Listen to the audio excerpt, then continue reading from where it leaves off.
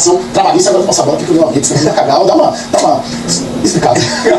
Olha, Caio e Márcio, basicamente a lista que foi apresentada que o Caio nos traz são várias características e condições que são aquelas apresentadas e que existem numa relação formal de trabalho, normalmente aquela estabelecida pela CLT, a consolidação das leis trabalhistas. Vínculo de trabalho, remuneração mínima, por exemplo, e a jornada de 44 horas. Isso é uma condição absolutamente clássica da CLT. Agora, é interessante, Márcio, porque o próprio ministro Luiz Marinho, ele desde o início do governo reconhece que há, de fato, uma nova maneira de se ter uma relação trabalhista entre trabalhadores, como esses por aplicativo, e as plataformas. Ele reconhece que não é uma relação clássica como aquela estabelecida pela CLT. Na carteira vai ser assinada? Pois é, neste caso é como se fosse. É como se fosse. Mas não será. Pois é, não será porque este trabalhador, há uma leitura no judiciário que este trabalhador que está ali com a plataforma, como motorista ou empregador, ele não é funcionário, ele não seria funcionário desta plataforma. E esta flexibilidade que o ministro Luiz Marinho reconhece entraria em choque com várias dessas condições. Por isso que, por exemplo, no setor privado, as seguradoras estão sugerindo a criação de uma espécie de seguro para estes trabalhadores e esses trabalhadores que possam oferecer um benefício comparável à CLT.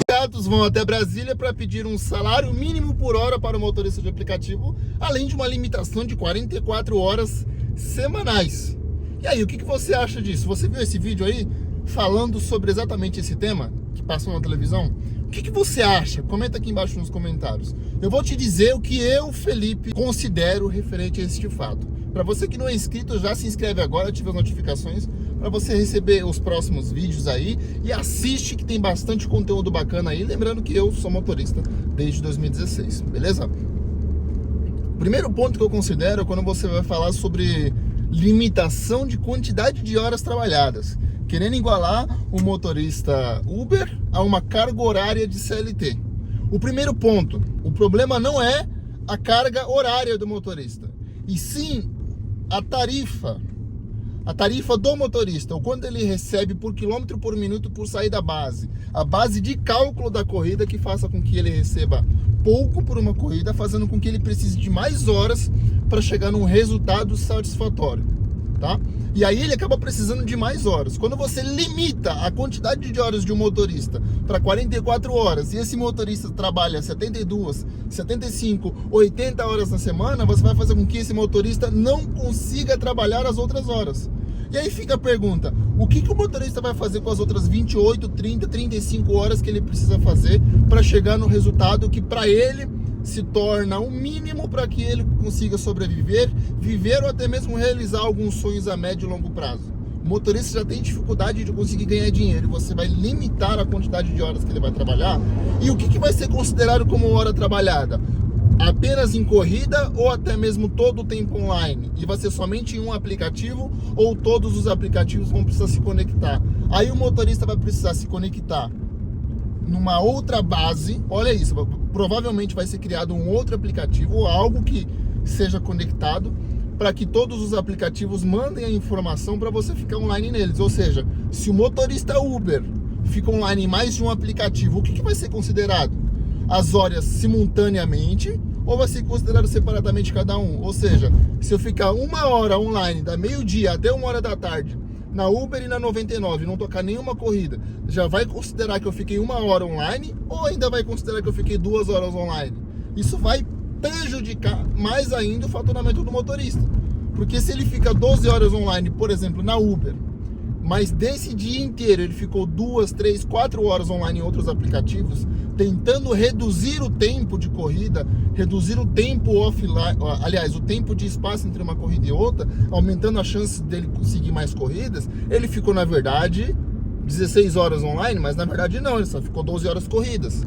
Mas vai considerar porque o outro aplicativo vai enviar junto, porque provavelmente vão pedir uma base de dados, ou vão pedir para você escolher um aplicativo como principal. E aí você vai ter que se dedicar a esse aplicativo. E aí a outra coisa é quando você fala de valor mínimo por hora. Quando você fala de valor mínimo por hora, provavelmente os aplicativos vão fazer o seguinte: vão falar, ó, para eu pagar o valor mínimo por hora, ele tem que atender requisitos mínimos.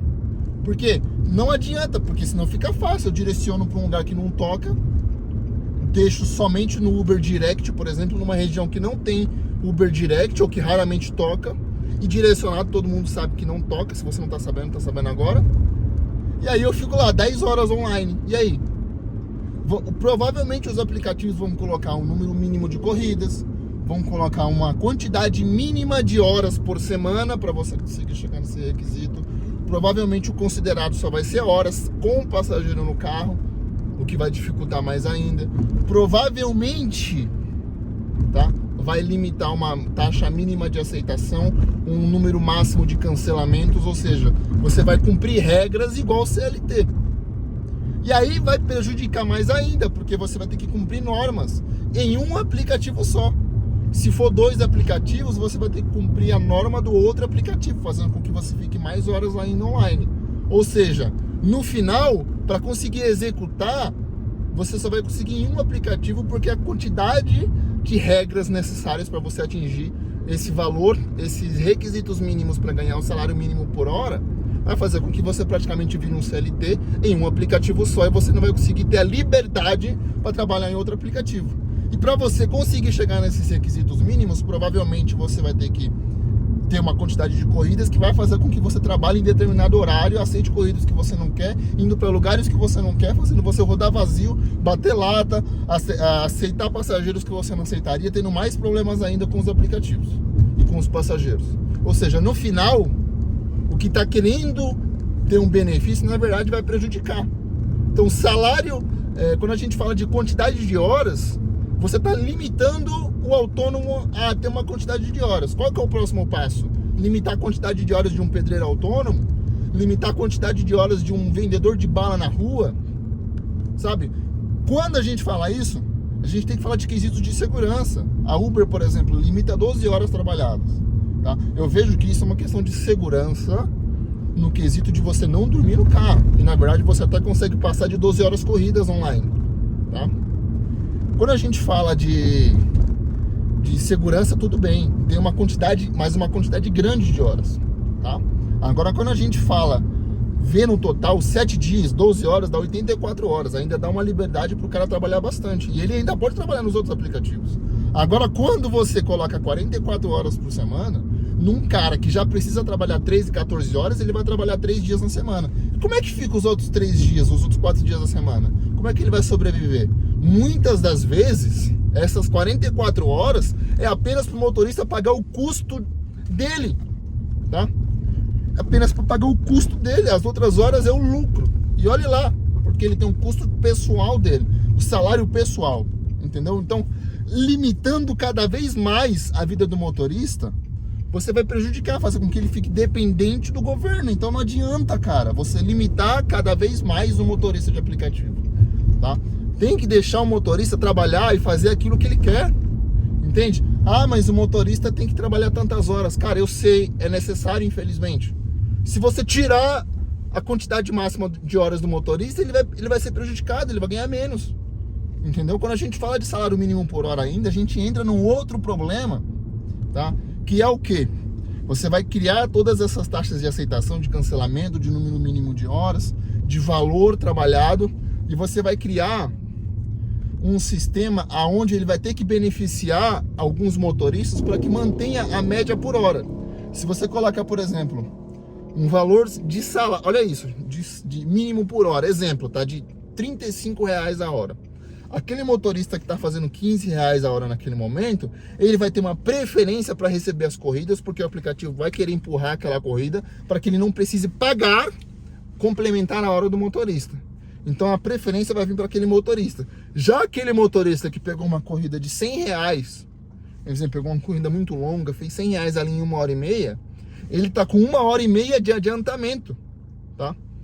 Porque fez R$100 ali, dá praticamente 3 horas trabalhadas. E aí ele vai ter que ficar esperando durante 1h30, porque ele tem 1h30 de sobra. Então, na preferência, aquele motorista que fez R$100 em 1h30, mesmo que ele esteja mais perto do passageiro, não vai receber a corrida, prejudicando aquele motorista que é bom, aquele motorista que se prepara, aquele motorista que se posiciona, aquele motorista que sabe os horários, de repente até mesmo aquele motorista que tem uma aceitação maior, cancela menos.